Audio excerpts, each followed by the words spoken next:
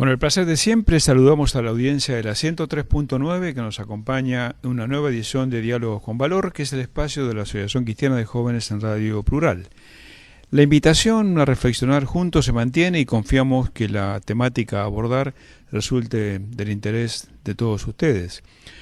En un reciente e interesante artículo, Eloy Mealla desgrana en la revista Criterio algunas reflexiones producto de analizar un documento de los obispos católicos franceses titulado En un mundo que cambia, reencontrar el sentido de la política. Se señala con crudeza la desafección hacia la cosa pública y la retracción hacia la esfera privada y el individualismo. Está pensado sobre la geografía francesa y también europea, sin embargo, no nos sería ajeno a nosotros en la Argentina. Existen en Francia, según los obispos, abatimiento, miedo, ira, precariedad y exclusión. Nada distinto, en verdad, a lo que acontece en tantas partes del mundo cada vez más interdependiente. El vivir juntos, agrega, se ha vuelto frágil y puesto en cuestión. Hay muchas dificultades para encontrar una visión compartida del futuro. Los obispos desafían a una refundación de la política, habida cuenta de la enorme brecha que separa a la dirigencia de la ciudadanía. Se requiere diálogo y abandonar la cultura de la confrontación para debatir ideas y proyectos. Se ha desmoronado en Europa, ni hablar en nuestra realidad nacional, el Estado-providencia, apunta Eloy Mealla, filósofo. Las nuevas generaciones no confían en que vivirán mejor que sus padres. La inseguridad social es creciente y el trabajo ya no asegura protección. También está presente uno de los dramas de la actualidad, las flagrantes desigualdades que hacen tambalear la noción de justicia. La inseguridad societal, apunta el autor, tiene su correlato en la violencia que se manifiesta de maneras diversas y siempre negativas. El mundo entero transita caminos donde la guerra, en cuentagotas, produce estragos humanitarios y pronostica más violencia en el futuro. Al igual que en Argentina, el sistema educativo está en crisis en varias partes del mundo. En algunos casos con gobiernos que buscan respuestas efectivas, en otros con debates y análisis del pasado que no nos proyectan hacia un horizonte de esperanza. Es evidente que volver a relaciones humanas basadas en la confianza y en el valor de la palabra como compromiso es un reto a asumir. El abuso de la tecnología en las comunicaciones nos lleva a despersonalizarnos y a tratarnos como objetos. Para analizar estos temas vinculados, hemos invitado a un muy querido amigo, luchador social y con una enorme trayectoria en el campo de la solidaridad activa, y nos estamos refiriendo a Esteban de Nevares. Y ya le decimos a Esteban, muchas gracias por acompañar una vez más Diálogos con Valor. Muchas gracias a vos y a ustedes, a la asociación, por invitarnos otra vez a charlar un poco de Fundapaz. Bueno, esta es tu casa, así que ya como tal, nosotros... Me siento en mi casa. Es así. Es llamativa, ¿no, Esteban, la crudeza con la que se expresan los obispos católicos en Francia, ¿no? No niegan la realidad, sino que la asumen, y esto me parece un dato, yo diría, de madurez, ¿no? ¿Cómo lo observas? Yo leí justamente también el artículo de Eloy Mealla. Es notable, sí, son notables sus reflexiones y el sentimiento que vos decís que tienen los obispos franceses, sí, es un problema real, ¿no?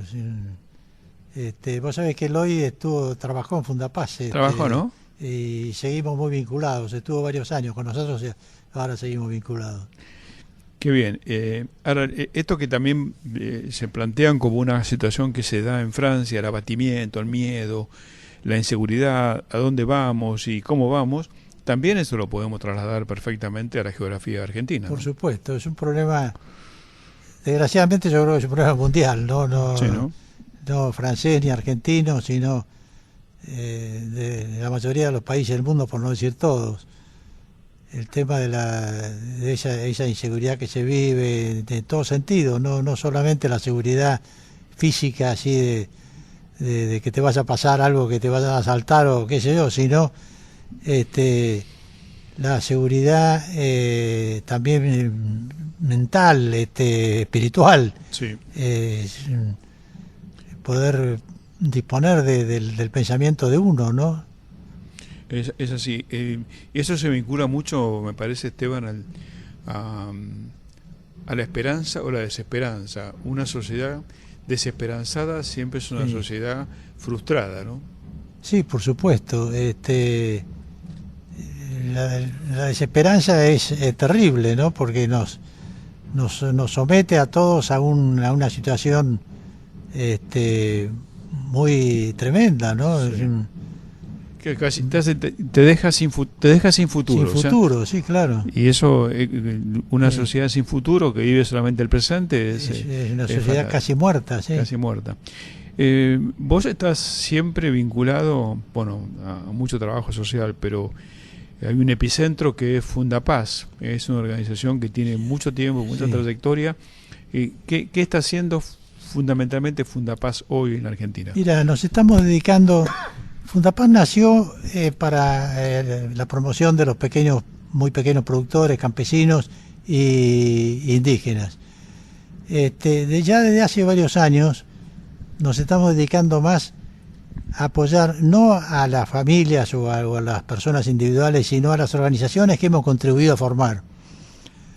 Y gracias a esas organizaciones el trabajo nuestro se expande más porque se multiplica, digamos, vía los directivos de esas organizaciones. Lo que más estamos en este momento realizando, ya de hace unos cuantos años, Fundapaz tiene 43 años de vida, lo que más estamos haciendo ahora es el tema de la propiedad de la tierra y el acceso a los recursos, bueno, de la tierra misma justamente y del agua y también del bosque, podemos decir, porque trabajamos trabajamos en el norte argentino, son lugares eran muchos lugares boscosos y se están reduciendo en aras del cultivo de las hojas, sobre todo de una forma impresionante, ¿no? Pero por eso lo que te decía entonces, que estamos trabajando en viabilizar el acceso a la tierra, al agua y al bosque. En Salta, en donde tenemos la mayor cantidad de trabajo nuestro, en el Chaco salteño, ahí hay una enorme extensión de 643.000 hectáreas que fueron adjudicadas a indígenas y criollos. Los indígenas son 70, ya se han entregado, son tierras fiscales, o sea, es el gobierno el que las ha entregado. Yo me anoté acá, tengo un machete para acordarme las cifras, porque sí, soy muy malo para los números, y a ver si encuentro los números, acá están.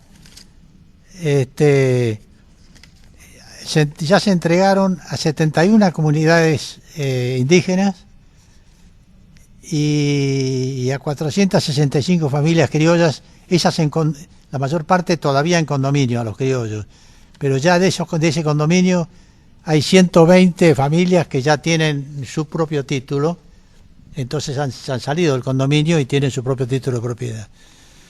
Esto ha costado un trabajo desde el año 90 más o menos, ha costado un trabajo como de juego de ajedrez, ir viendo a ver por dónde, que cada familia tenga, como te decía, acceso a la tierra, al agua y al bosque. Hay que hacer todo un juego de damero para ver el que tiene agua y tiene camino de salida al resto del mundo, que pueda que intercambien, que lo comparta, claro. Y lo mismo pasa con el bosque. El que no tiene bosque pero tiene agua, que le pueda dar parte de madera al otro, en fin, es un trabajo muy complicado y muy lento, pero que ha dado muy buenos resultados. Se han hecho, al principio las comunidades indígenas y criollas estaban muy separadas, más aún los blancos, los criollos, se sentían discriminados porque la mayoría era indígena, contrariamente a lo que ocurre normalmente, que los indígenas son los que se encuentran discriminados. Claro. Bueno, y sin embargo hicimos comisiones conjuntas de criollos e indígenas y fue avanzando el trabajo hasta estos resultados que te decía recién. Qué bueno. Y es bueno esto de que el gobierno salteño finalmente esté resolviendo, por lo menos parcialmente, esto de Ya hace, yo ahora no me acuerdo de las fechas, pero alrededor del fin del 90 o antes, el gobierno de ese momento sacó una ley provincial adjudicando las tierras. Y después eso ha continuado con los sucesivos gobiernos, ya la entrega concreta de los títulos, como te decía recién, ¿no? Claro, claro.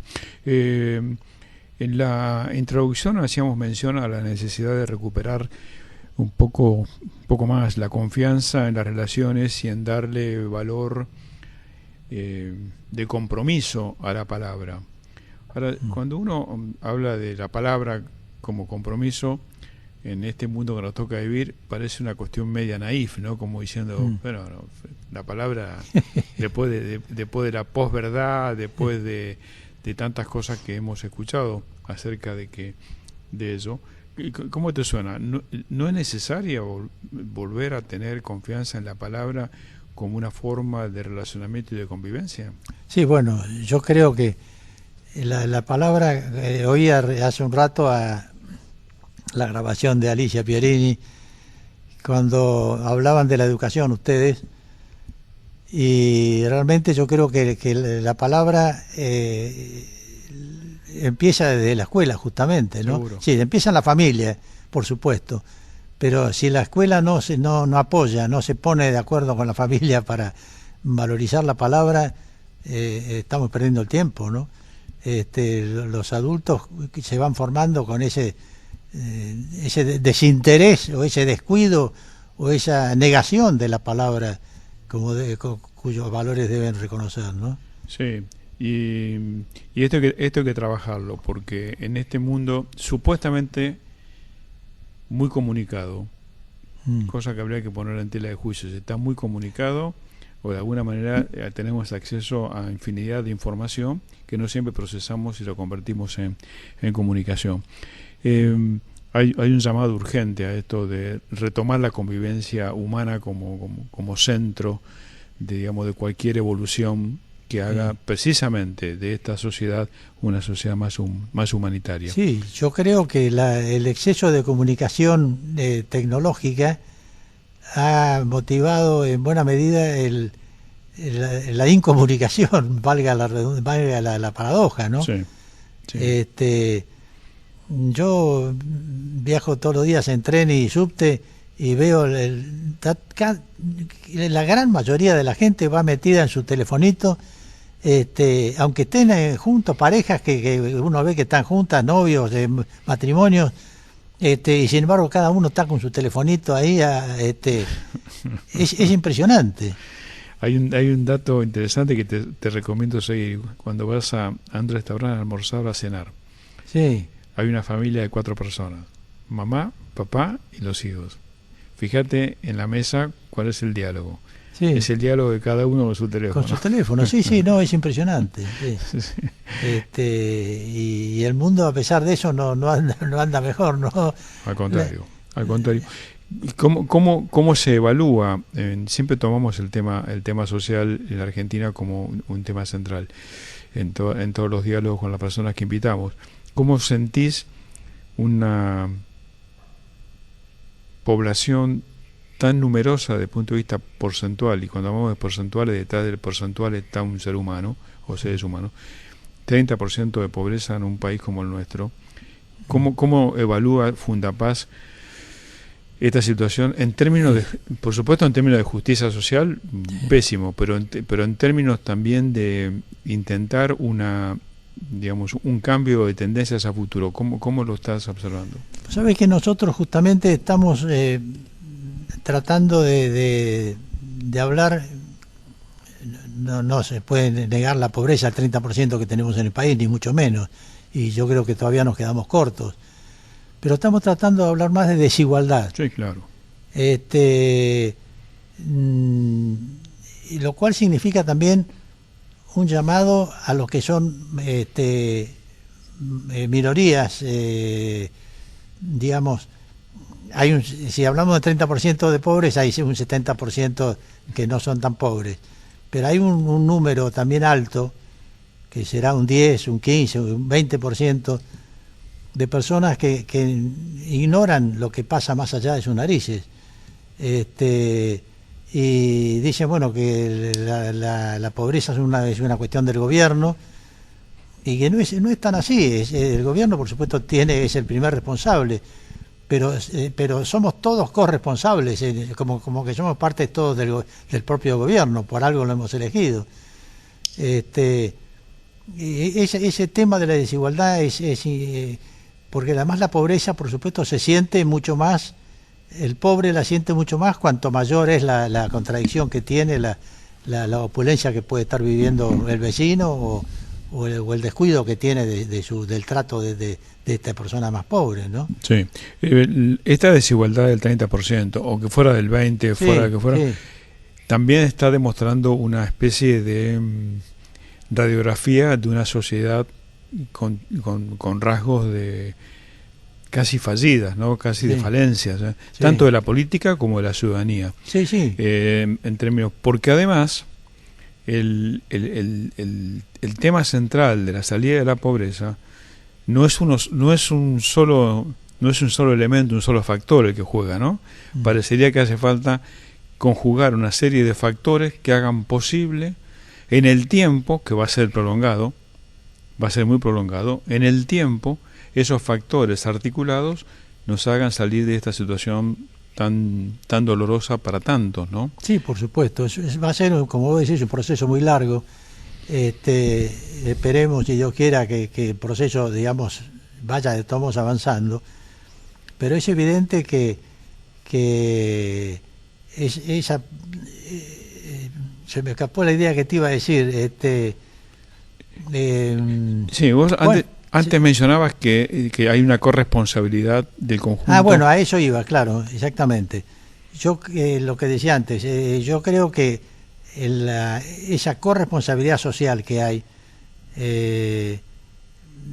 inclusive lo que decíamos también de la escuela, la eliminación de la pobreza, digamos, la eliminación, sabemos que pobres va a haber siempre en el mundo, pero la disminución de la pobreza es parte también, digamos, la educación es parte también de ese proceso de reducción de la pobreza. Claro. Ahí sí que los gobiernos son responsables en muy buena medida de cómo se conduce la educación, el trato ahora con todas las huelgas de los maestros, de todos modos el trato que tienen que tener los maestros. Hay que reconocer que ahí les dicen, bueno, pero ustedes trabajan a mediodía. No, la mayoría de los maestros y profesores trabajan todo el día y después llegan a su casa y tienen que seguir corrigiendo, preparando materias para el día siguiente. O sea que los salarios del personal docente realmente son bajos. Y no se les puede pedir esfuerzos mayores normalmente. Habrá, por supuesto, muchas excepciones, pero yo creo que es así, ¿no? Recordamos a la audiencia que estamos dialogando con Esteban de Nevares y te voy a compartir algo que va a ser políticamente incorrecto. Casi a la sociedad se le ha llevado a demonizar a los maestros por sus reclamos, cuando en realidad habría que analizar más allá de las cuestiones políticas, partidistas y los juegos internos de poder que pueda haber, el hecho objetivo, ese que vos mencionaste recién. ¿Cuánto gana un maestro? Sí. ¿Cuánto se le pide? Porque así como el maestro gana poco, por supuesto por debajo de lo que debiera ganar una persona a la que se le asigna tanta responsabilidad. Porque nosotros decimos la escuela, la educación, los maestros, la vocación. Sí. Bueno, perfecto. No se reconoce. Pero eso tenemos que reconocerlo exactamente después, tanto en términos sociales como en términos económicos. Exacto, por eso acá hay una flagrante, sin duda, una flagrante contradicción de los gobiernos, los anteriores, en términos de no poner en su justa dimensión, si es que la educación, o acá te lleva a otro tema. En realidad, a los políticos, a la política, ¿le importa la educación? Sí, pues yo, cuando uno yo hago esta pregunta, me la hago esta pregunta, vos sabés que la Asociación Cristiana de Jóvenes tiene 9 establecimientos educativos y ahora tiene su propia universidad. Y pero si no se resuelve el tema Vos decís, pero a ver, no se resuelve porque hay incapacidad, porque hay inmadurez, porque hay lo que haya. Pero también puede haber una intencionalidad. Este es un tema no tan importante. Sí, sí, no, es increíble cómo... Y te digo, no es propio del momento, de este gobierno. No. Todas las últimas décadas, yo me acuerdo, siempre acordémonos de la Carpa Blanca, que Por ya supuesto, estaba antes. Sí. Los gobiernos no reconocen realmente lo que significa ser docente y que ese docente pueda trabajar con la serenidad y con la dedicación que se requiere justamente para poder formar un chico. Sí, claro. Trabajan con la angustia de correr de un colegio a otro, de una escuela a otra, de llegar a la casa, porque también tienen muchas veces sus propios hijos que atender, y tienen, yo lo veo en mi casa, vivo con un hijo mío casado, vive con su mujer y sus 5 hijos en mi casa. Ella es docente, y yo la veo hasta las horas que se queda. Tiene una chiquita, la menor tiene 2 años, así que imagínate que le requiere mucha atención. Y la veo hasta qué hora se queda trabajando para preparar, corrigiendo materias, corrigiendo deberes y preparando las materias del día siguiente. Vos fijate las contradicciones que esto sí nos involucra como sociedad. Y por eso es políticamente incorrecto este comentario, pero no importa. Nadie discute cuánto tiene que ganar un juez. Sí. ¿No es cierto? Sí, es una función importantísima. Sí. Es abismal la diferencia. La diferencia es estrafalaria. Sí. Es estrafalaria y es una falta de respeto a la función docente. Pasemos del docente al policía. Le exigimos a la policía también, todo. que se juega la vida. Se juega la vida. Y vos ves la diferencia entre un salario de un policía y cualquier funcionario de cualquier nivel, que sea. No te hablo de lo más alto. Entonces, estas contradicciones, la política tiene que solucionarlas porque hace la desigualdad. Y no tenemos que llenarnos la boca de decir la educación en Argentina es educación abierta para todos. Sí. Nosotros podemos dar fe que en Argentina hay educación rica para ricos y educación pobre para pobres. Sí, por supuesto. Eso está claro. Sí. Y a los funcionarios no les gusta que le digas esto. Sí, pero no importa. Totalmente es así. Sí. Que no importa que no le guste, uno tiene que decir lo mismo. ¿Cómo ves el rol de las organizaciones de la sociedad civil en todo esto que tiene que ver con su rol político no partidista? Es decir, el Fundapaz, la Asociación Cristiana de Jóvenes y la AMIA y tantas otras organizaciones, tenemos un rol político en el sentido de la búsqueda del bien común. ¿Vos ves que eso está funcionando o que a veces las organizaciones sociales sentimos que es un tema que no nos toca? No, yo creo que, bueno, al contrario, yo creo que sí que tenemos que reconocer que nos toca. A todos, cualquier organización humana tiene que ocuparse de sus congéneres, pero en el caso de las organizaciones de bien común, como las que estaba mencionando vos, en el caso nuestro de Fundapaz, evidentemente es una obligación muy palpable la que tenemos de cuidar el bien común, de colaborar en todo lo que se pueda. Nosotros no hacemos educación formal, pero sí hacemos capacitación. Sí, claro. De talleres de capacitación. Estamos trabajando mucho con la gente joven, con las mujeres. Y es fundamental lo que vos planteás, sí. Sí, y creo, nosotros creemos firmemente en esto, y hay que resistirse siempre a la cooptación de los gobiernos de turno. A ver si pensás, nosotros pensamos ni con uno ni con otro, pensamos en el bien común desde la misión de promover valores y tenemos que ir en ese camino. Y te llevo ya en las postrimerías de nuestro diálogo, que es muy agradable contigo, un comentario sobre el pontificado de Francisco, quien vos conociste. Bueno, sí, lo conociste bien y además lo conocés por trayectoria, tenés una trayectoria, el apellido de Nevares tiene mucho que ver con la historia, pero la historia muy positiva de la Iglesia Católica contemporánea. ¿Cuál es un comentario tuyo sobre el pontificado de Francisco? No, yo creo que es un pontificado excepcional y sobre todo muy para estos años que estamos comentando, en que el mundo cada vez parece menos humano, ¿no? La insistencia del Papa en llamarnos a la coherencia, al respeto por la naturaleza, al respeto por la vida, al respeto por los valores, yo creo que gracias a Dios me parece que el mundo lo escucha bastante lo escucha, de ahí a que ejecute después no sé, pero por lo menos hay un trabajo mental de querer entender las cosas que dice el Papa y aceptarlas aunque sea mentalmente. Yo creo que es un proceso también, bueno, a fuerza hablamos de la educación, a fuerza de educar, en algún momento iremos cambiando todos. Y cuando analizás el pontificado de Francisco y lo ves, algunas reacciones domésticas de los argentinos respecto al pontificado, no todas a favor, sino hay algunas bastante críticas. ¿Cómo lo notas? Sí, y bueno, lo que pasa que somos argentinos al final. Somos argentinos y todo, y somos humanos. Nos cuesta muchas veces aceptar las cosas y sobre todo ponerlas en práctica, las cosas que te dicen. Sí. Entonces hay mucha gente que, por esto que hablamos de la desigualdad, nos cuesta reconocer que hay unos más iguales que otros. Y el que es menos igual lo dejamos de lado. Y bueno, Francisco insiste justamente con esa fraternidad, ese clima que tiene que haber de comprensión, de unión, de atención de los demás, ¿no? Sí.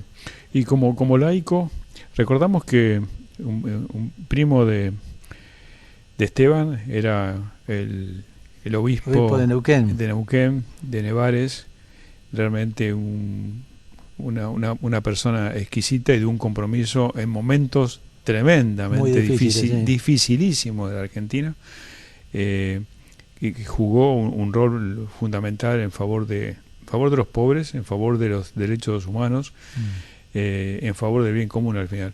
Sí. ¿Cómo ves esa iglesia a la que pertenecía el obispo de Nevares con una iglesia actual? No, yo creo, claro, la iglesia, como vos dijiste, de la época de Jaime Nevares, o de Nevares, como le gustaba decir yo le saco el D por el uso práctico. La iglesia de ese momento también estaba muy, digamos, no me sale la palabra, no contenida, sino forzada a actuar de otra manera por las circunstancias que se vivían en el país en esos momentos. Y ahora estamos en otra etapa de la vida del país, por lo que yo creo que en general los obispos están tratando de atender la situación actual del país y del mundo.